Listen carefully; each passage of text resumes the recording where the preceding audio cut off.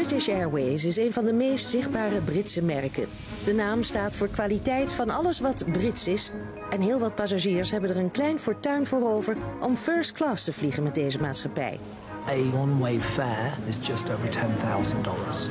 Maar de afgelopen 10 jaar verkeert de maatschappij financieel in zwaar weer. Er vliegen nu meer mensen met prijsvechter EasyJet dan met BA. We all fly to the same destinations, so what can we do to stand out? Terwijl British Airways op een keerpunt staat, krijgen camera's een unieke inkijk in het reilen en zeilen van het bedrijf. Van beslissingen op het hoogste niveau. We're not as big in China as we should be, so getting this right is very important. Tot de problemen die zich voordoen bij de dagelijkse gang van zaken. Actually, sir, it's not all right because the flight's closed for check-in. Een aantal van de 40.000 medewerkers wordt op de voet gevolgd. Do you know what the pressure is on? Bij het werk dat aan de hoogste eisen moet voldoen. Very disappointing. In deze aflevering zien we hoe het bedrijf de problemen aanpakt op de drukste luchthaven ter wereld. All the delays cost the company money. Hoe het een nieuwe generatie piloten opleidt. Engine fire. To fall at the last hurdle would be a nightmare and it would be sort of career over. En hoe het overeind probeert te blijven in een concurrerende markt. Beneficial if you can ride a knock every now and again. 552 roams back on stand to offload a passenger who's having a panic attack. Panic attack. Panic attack. There are an awful lot of things within aviation that can influence, and the vast majority of them are not necessarily controlled by us.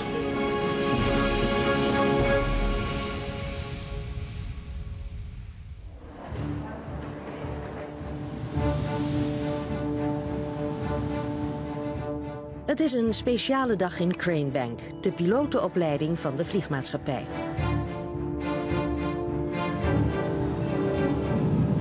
Voor het eerst sinds 10 jaar gaat het bedrijf nieuwe aspirantpiloten opleiden. Dat is niet meer voorgekomen sinds 9/11, toen de luchtvaartindustrie in een crisis belandde. 50, 30, 20, retard.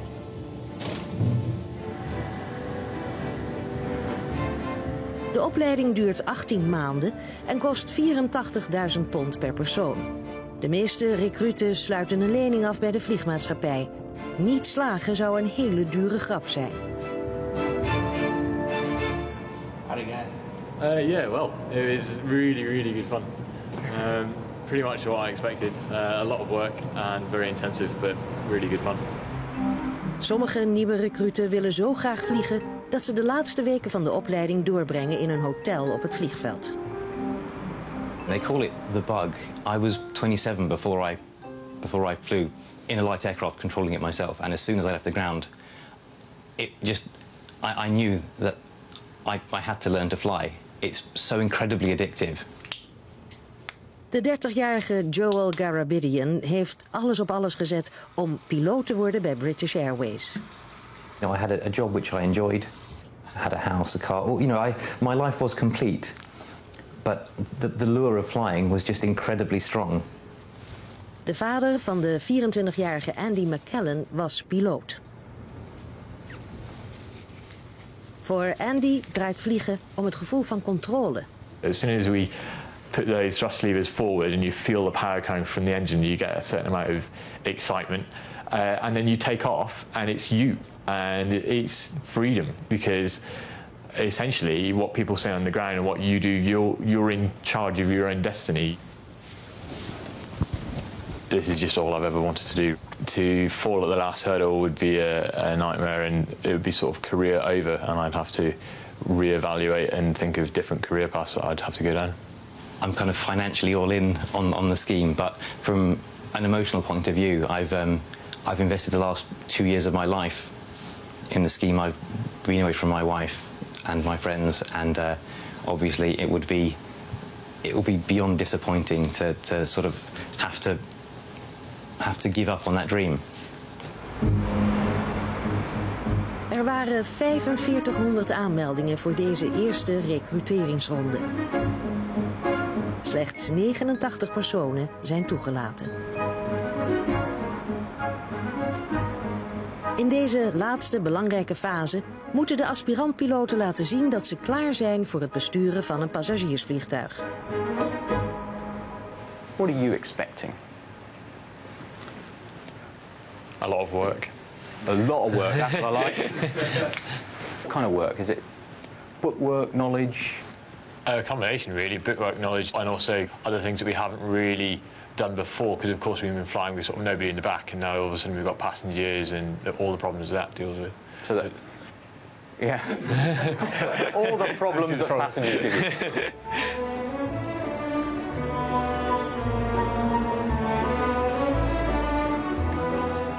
Er vliegen dagelijks 110.000 passagiers met British Airways. De thuisbasis is op London Heathrow, de drukste internationale luchthaven ter wereld. Hier strijden 84 vliegmaatschappijen om passagiers en ruimte.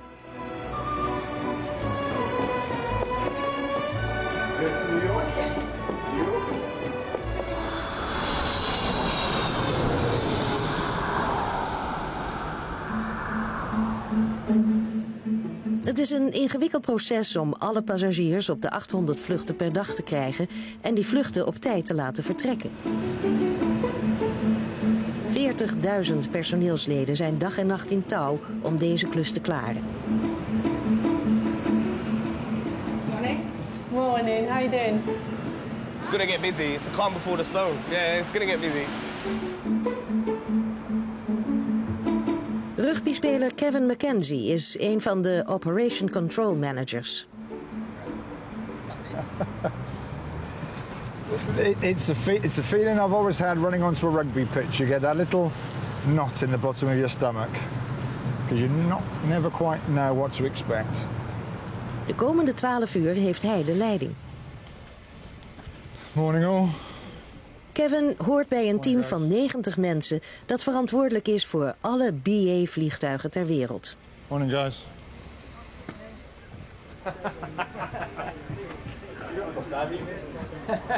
We're here for dealing with the unplanned. That's effectively normal business for us.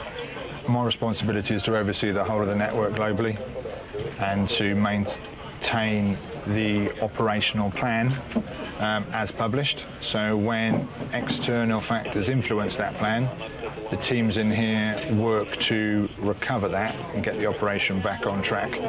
That's going to infuriate me. Vanuit deze controlekamer worden alle onderdelen van het netwerk gevolgd.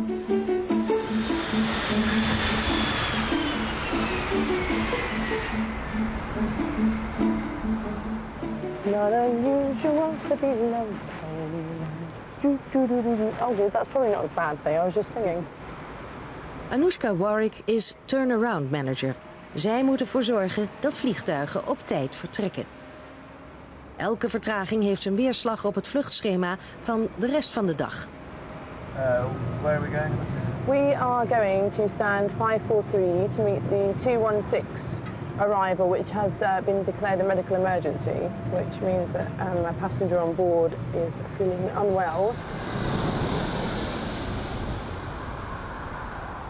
Can I just confirm it's the passenger in 5 Alpha?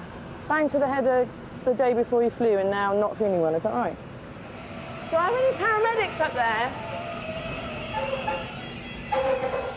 Press the hash key. Care Ops Control. Now attending. Care Ops Control. Calling Care Subject. Hi, Debs. Kevin begint elke dienst met een conference call met alle operationsafdelingen van British Airways. Anybody else in the call, please? Zo kunnen eventuele verstoringen meteen worden benoemd.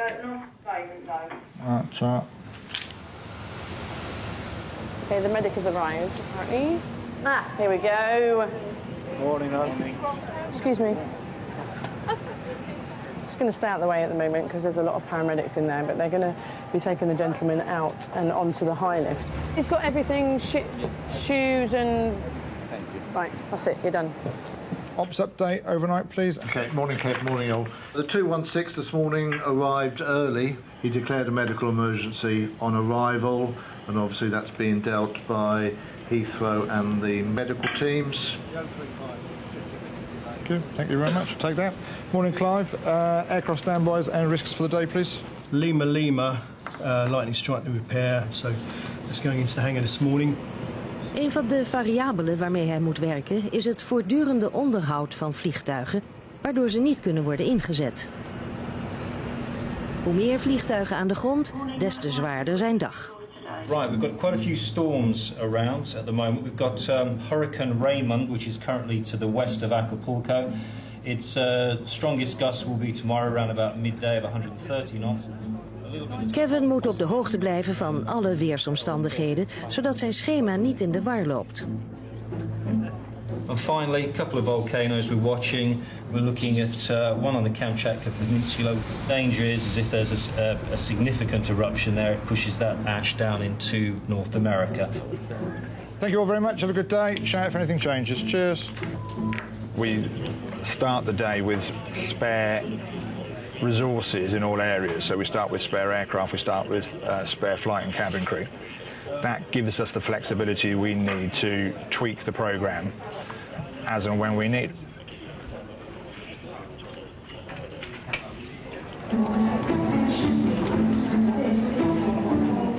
In de dagelijkse jacht op klanten zet de luchtvaartmaatschappij hoog in op service.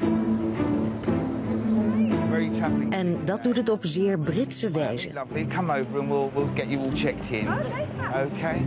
Voormalig Harrods manager David Page begeleidt al 18 jaar lang passagiers bij het inchecken. Today is the start of the half term. All the flights are very busy and so it's going to be very interesting. About 45,000 passengers travelling through.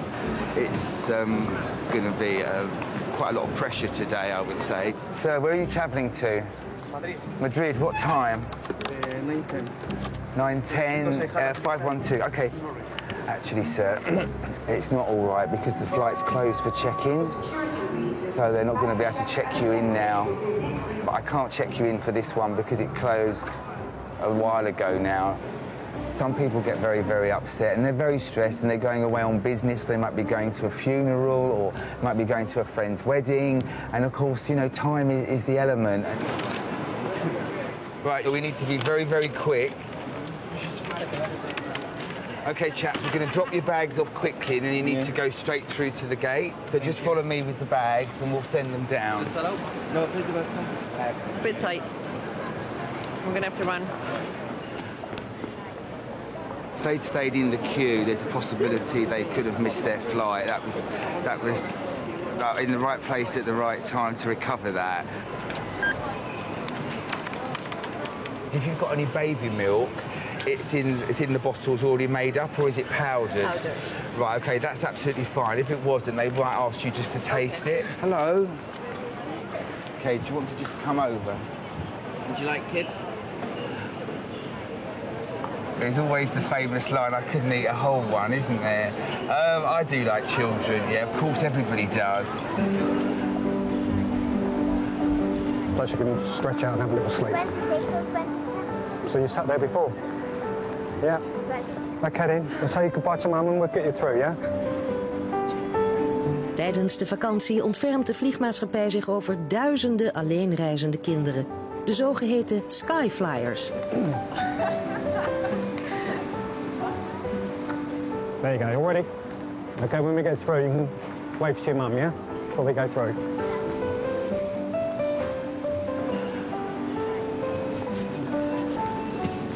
All right, have a good flight. Is that called Chanel? Chanel.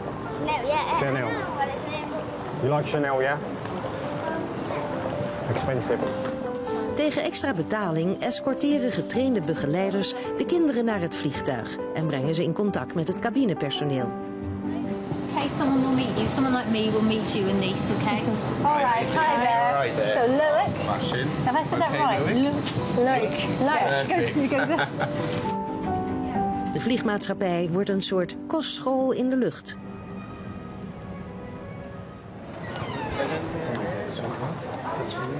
De 5-jarige Shanna is een van de jongste solo-reizigers.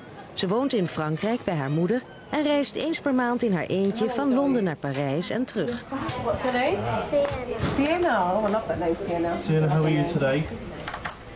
How are you? Good. You're good. Let me see your nail varnish.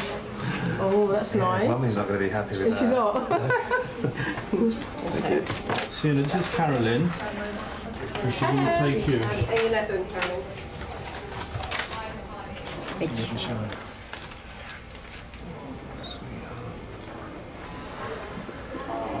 Be strong, sweetheart. Sienna, darling, you'll be fine. You coming with me? Come on, I'm going to come with you as well, sweetheart. Oh. Okay, thank you. All right, take care. Bye-bye. Yeah, bye. You have to say bye here.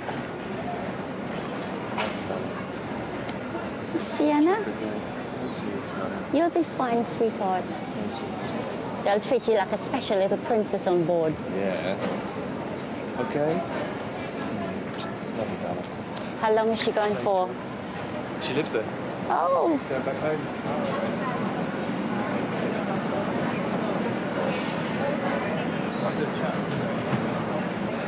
It's always so hard. But she'll be fine. She'll be fine. She does love it. She does love the service. And they do treat them like a little princess. So yeah, she'll be fine. She'll be fine. Hopefully it won't be too long now. You'll be back with Mummy. And she can have all the presents that you have for her. But I've been single dad for a week, which is lots of matching clothes with dresses and lots of pink and stuff. I think I'm going to the pub. To be fair, I think I deserve a pint.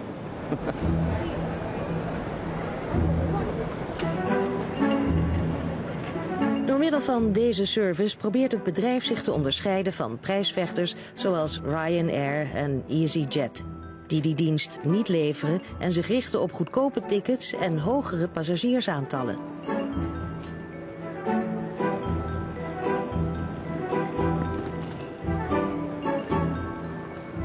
There are professional standards will deliver them to their destination in comfort and safety. Na 17 maanden training komt het er nu op aan voor de aspirantpiloten. In the right place at the right time. Maybe you have just been downright lucky. But maybe, one day when you least expect it, your luck will run out.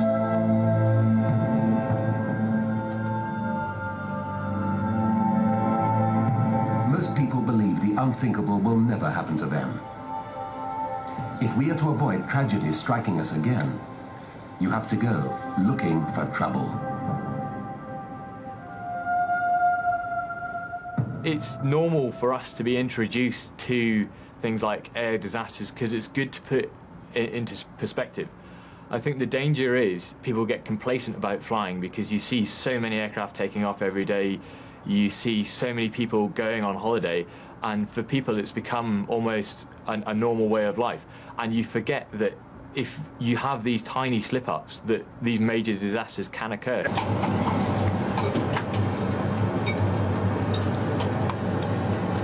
Plans today, Andy? We're doing FATOs, so engine failures after takeoff, and other emergencies. So basically just learning how to fly it with only one engine.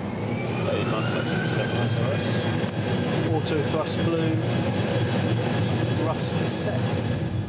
Alle aspirantpiloten moeten leren omgaan met motorproblemen in een simulator, voordat ze een echt passagiersvliegtuig mogen besturen. Engine fire.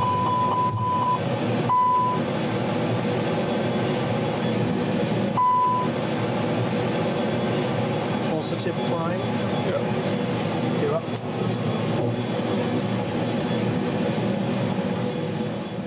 Being told engine 1 on 5, it's actually a trigger for going through our drills. Okay, we've got an engine 1 fire. Okay, how does that feel trim-wise? Yeah, fine. Rather than being sort of nervous and scared about it, it just hits you and you go like, right, I need to do this, and then we'll all be safe. Snatched it a bit too fast on the rotation rate, so it pitched up, and then I released it too quickly, so it dropped quite a lot. And do you know what? It's good that you witnessed that.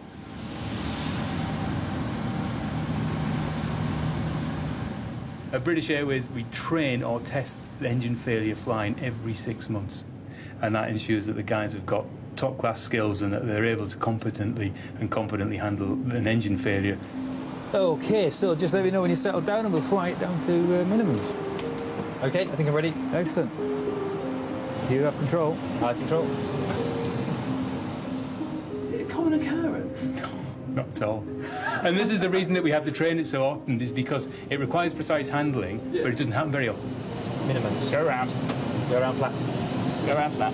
The only way that we can keep the skills up is by training it in the simulator every 6 months. Don't sink. Don't sink. 15 years I've flown, I've not had an engine failure. Touch wood.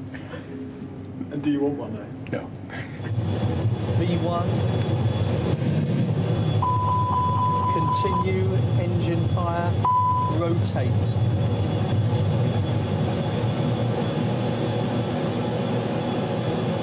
Positive climb. Gear up. How's that feel trim-wise? Yeah, great. Lovely rudder control on the sense line there, Andy. Absolutely perfect. Really nicely done. So, if I could have the gear down, please. Thrust levers, car brake on. Okay, absolutely great with the rudder control. Absolutely immaculate. Runway sense line. Een simulatorsessie duurt 4 afmattende uren. De aspiranten moeten er in totaal 12 doen. We didn't quite get everything we wanted to get done in, but I'm sure we can pick it up in the next couple of details.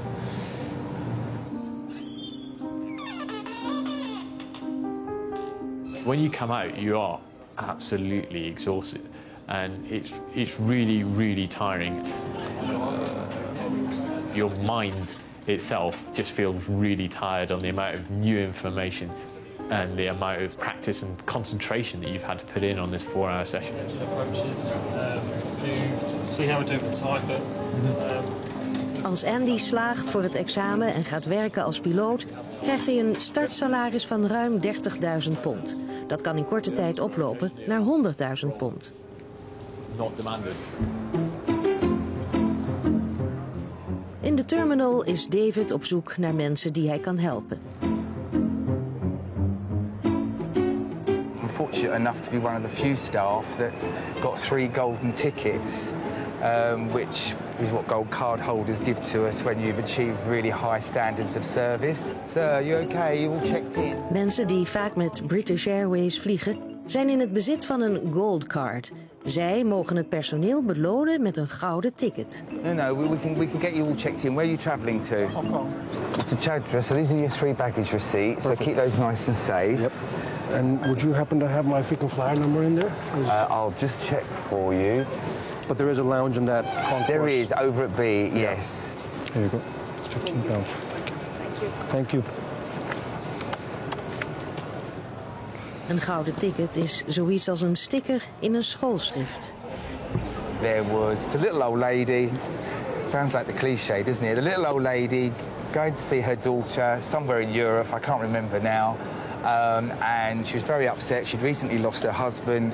I took her through to the lounge, sat in there with her, had a cup of tea for about an hour, calmed her down, went back and collected her to take her to her gate like a couple of hours later. And again, it was a gold card holder sitting in the lounge that had recognised that and came and said, I want you to have this. You've looked after the old lady and well done.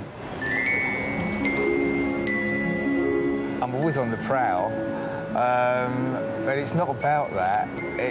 I just feel that it makes you, when they give them to you, it makes you proud that you know you've done a good job. And it's not about getting the next golden ticket. It's just about being consistent across the board, looking after the passengers. Okay. Do put that on there, John. Thanks. And that very heavy bag. I feel portrait service, isn't it? Right, okay. Yeah. If they were giving out knighthoods of customer service, I'd like to think I was at the front of the queue for that. Yes, I'd put those away safe because you're not going to need those till you get to the gate. All right, take care. Thank you. Bye-bye, Mr. Bushby. Why are you somebody who Special? Yeah. I don't know. Probably if they could clone me and have 1,000 of me, they'd be very, very happy. But I don't know. It's just something within me that I've got of delivering what they want. David mag passagiers begroeten en een praatje maken, maar anderen moeten hun rommel opruimen. Het onzichtbare legioen van vliegtuigschoonmakers.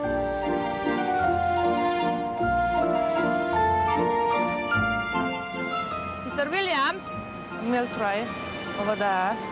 Yeah, and this milk tray. Yeah. Please. Thank you.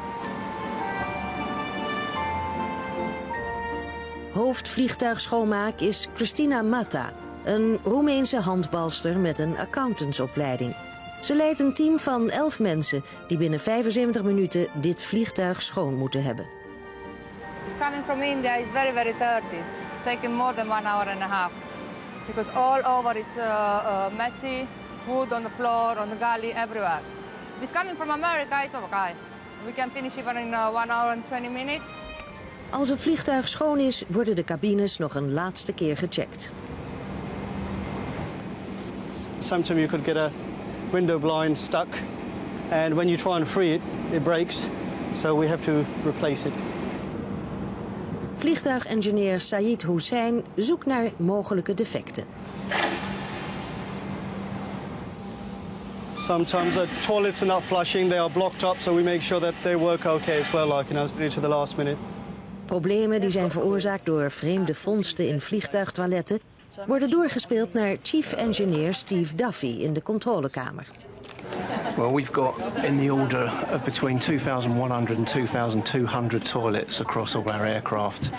And on an average day, we will have between 4 and 10 unserviceable across all of those aircraft. In most cases that we have toilet problems, there's actually something in the toilet that shouldn't be in the toilet.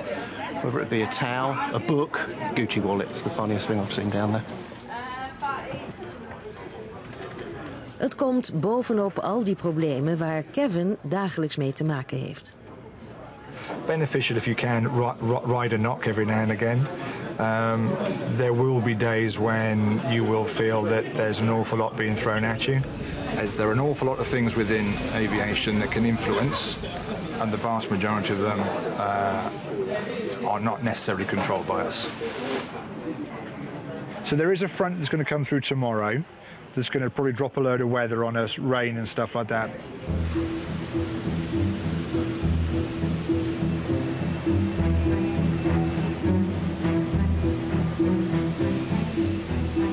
Naast passagiers vervoert de vliegmaatschappij honderdduizenden tonnen vracht per jaar. Het merendeel wordt vervoerd in het ruim van passagiersvliegtuigen, de rest in vrachtvliegtuigen.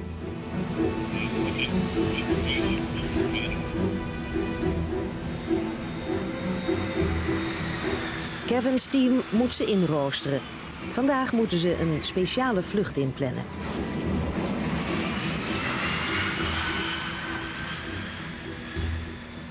Welcome everybody, and thank you very, very much our colleagues from Oxfam and Save the Children for coming to the meeting. It's incredibly challenging getting stuff to where it needs to be, as you know as well as we do, and this is really vital to get this stuff out. So certainly thank you from us.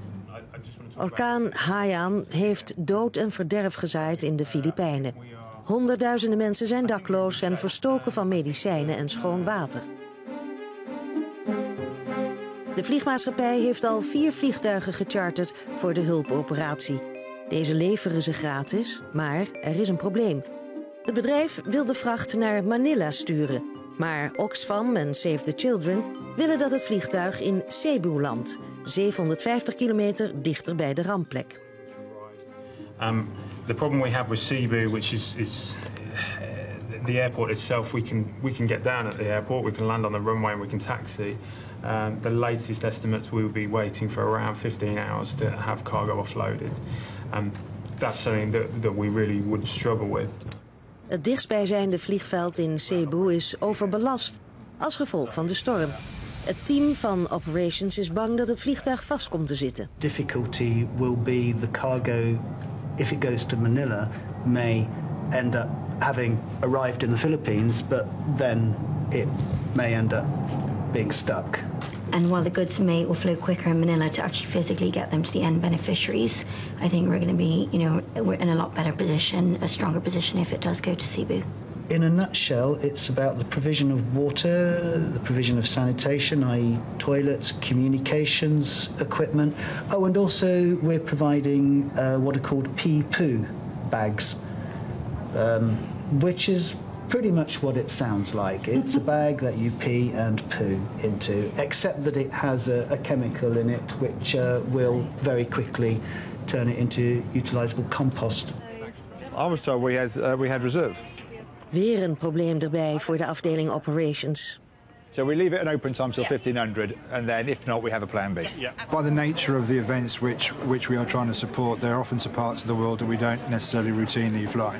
So some of our flight planning teams will have to work exceptionally hard to find routes that we can fly safely into these areas and get these guys to where they need to go, but also back again with as little disruption to the remaining schedule as possible.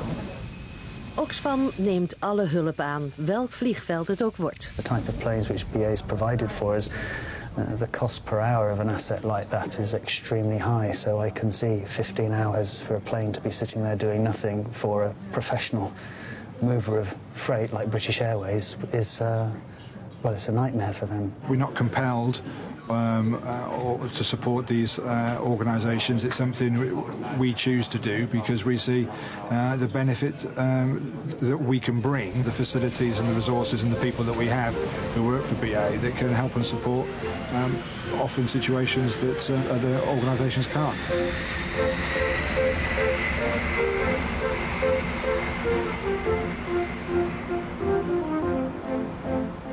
Na bijna 2 jaar hebben Andy en Joel hun opleiding afgerond en zijn ze geslaagd. Vandaag worden hun wings uitgereikt. Andy, nice to meet you. It's almost 2 years to get to this point, and obviously it's just the sort of the end of the beginning, really. There we go. How's that? It is one of the proudest and happiest days of my life. It's almost a badge of honour to show what we've come through and to show that we are a proficient BA pilot.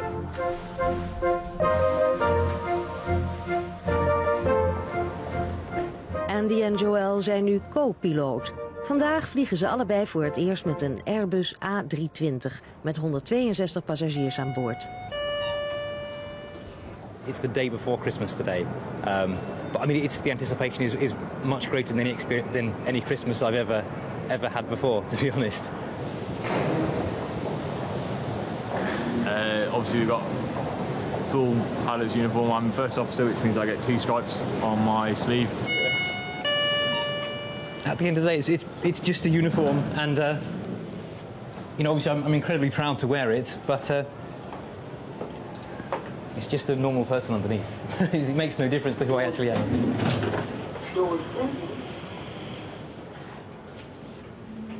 Hello. Voor vertrek worden ze grondig gebriefd door de gezagvoerder. Morning. Morning. How you doing? Thanks, how are you? James. Andy. So, how are you feeling? Good. Nervous, but excited. Good. Okay.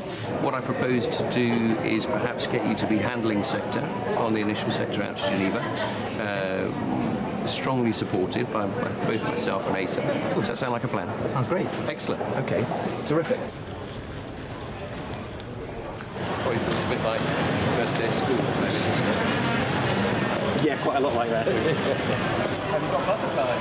Yes, butterflies is a good word. It's a kind of a nice kind of nervousness. And I think it's more not knowing exactly how it will be than being nervous I can't do the job, if you see what I mean.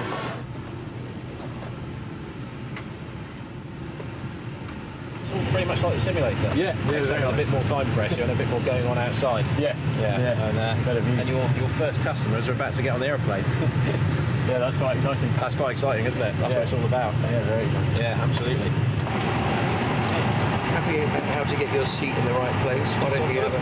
Yeah, that's actually the height of our right, actually, yeah. You're going to fly the departure, so what would you like to look at for your departure, ground-out-wise? I suppose that you want to have comms, really. Yep. So Andy's fully qualified in aircraft, so he'll be doing the takeoff and landing today. I won't mention it to the customers simply because Andy is fully qualified to be flying this aeroplane, but just in case there's anybody nervous around, he probably wouldn't want to say that it's their very first day flying with passengers on board. Okay, good, are we? All right. Yep. Okay, sounds great. Great. So, gentlemen, we're going to start to get quite busy now, so we'll say thank you very much, and we'll leave it there. Thank you. Hello.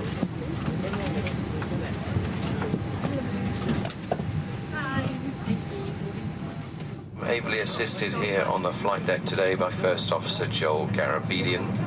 We'll do our very best to get you all underway to Geneva just as swiftly and, of course, as safely as possible. Thank you.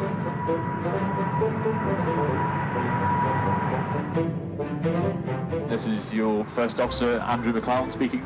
Just a quick update from the flight deck. As you may have noticed, we've started our initial descent down to 31,000 feet. At the minute, we're just crossing over the Alps. There should be some good views out both the left and the right-hand side. With Monte Bianco, or Mont Blanc, is currently sitting out to our left. I hope you're enjoying your flight, and we'll speak to you again once we get on the ground in Pisa. Thanks very much. Andy en Joël zijn op tijd vertrokken. Maar bij een andere vlucht verloopt het minder soepel. Sorry, Kev. The 552 rows back on stand to offload a passenger who's having a panic attack. Panic attack. Panic attack. Okay, good. Thank you very much. It's not abnormal. It does happen quite often. It'll happen because passengers, when they actually get to the reality of sat at the end of the runway and the engines start powering up, and you know they think they're going to be okay, but they then realise they won't. Apparently, she's been sitting in the terminal for about 5 hours. And then once she got on board, she had a panic attack and had to go back onto stand. That's fine. We don't ever want to take a passenger who doesn't want to go, but the knock-on effect is if they have bags in the hold due to security, we won't be able to fly with those bags in the hold, so that the bags will have to be offloaded, and that passenger will have to be returned to the airport. A team will have to meet that passenger and take them back, so it can shake the pan a little bit and cause a degree of work for the ground staff at the station.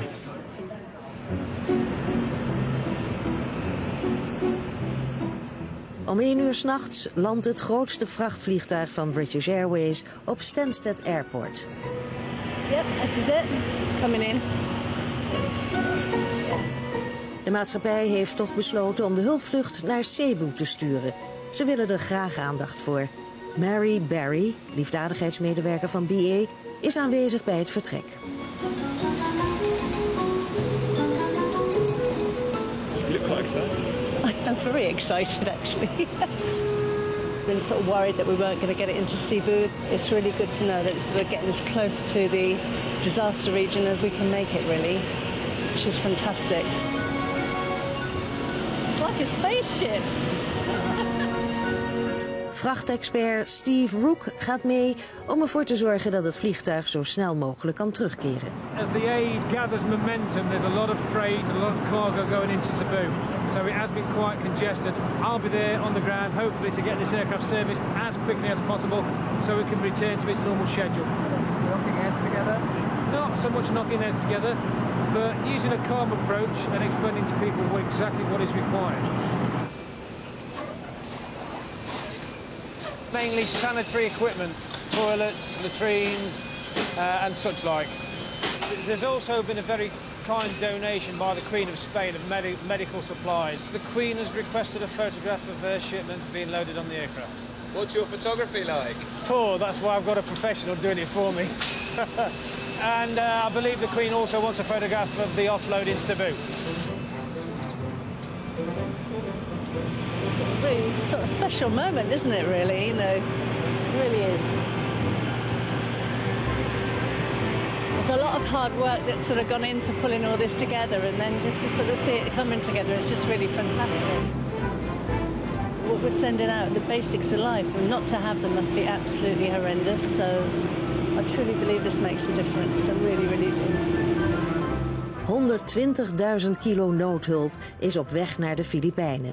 12 uur nadat het vliegtuig is geland, is het alweer ingepland voor een commerciële vrachtvlucht vanuit Hongkong.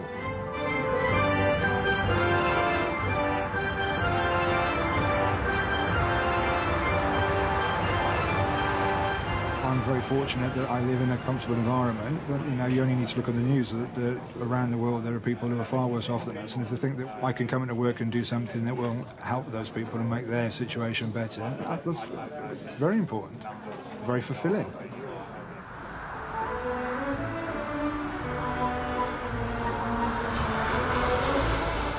Joel heeft het toestel teruggevlogen vanuit Genève en staat op het punt te landen op Heathrow.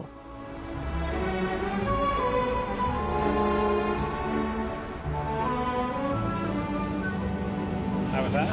Oh, it was amazing. Did you land it? Yes, yeah, that was my landing. Good landing? Sorry? Good landing? Yeah, it was lovely actually. It went a little bit high towards the end, but it recovered nicely, so very happy. Thank you.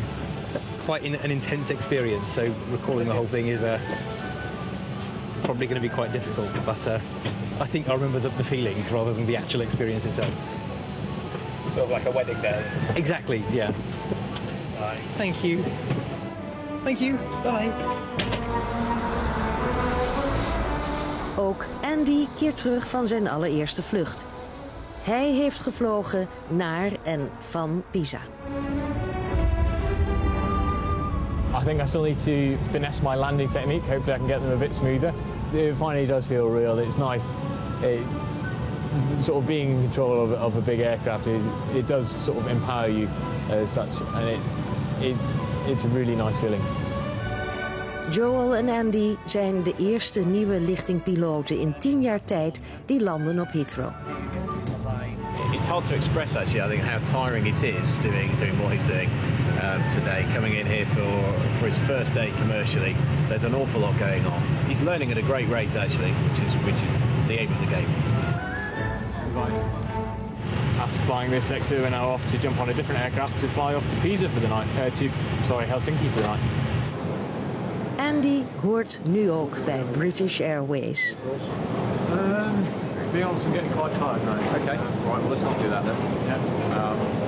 So choices are... Een van de 40.000 personeelsleden van een zeer Britse vliegmaatschappij.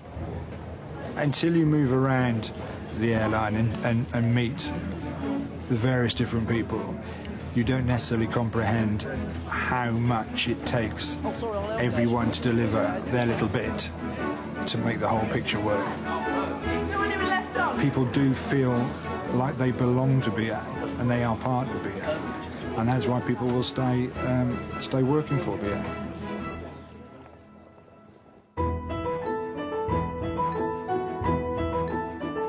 Aflevering gemist? Ga naar rtlxl.nl.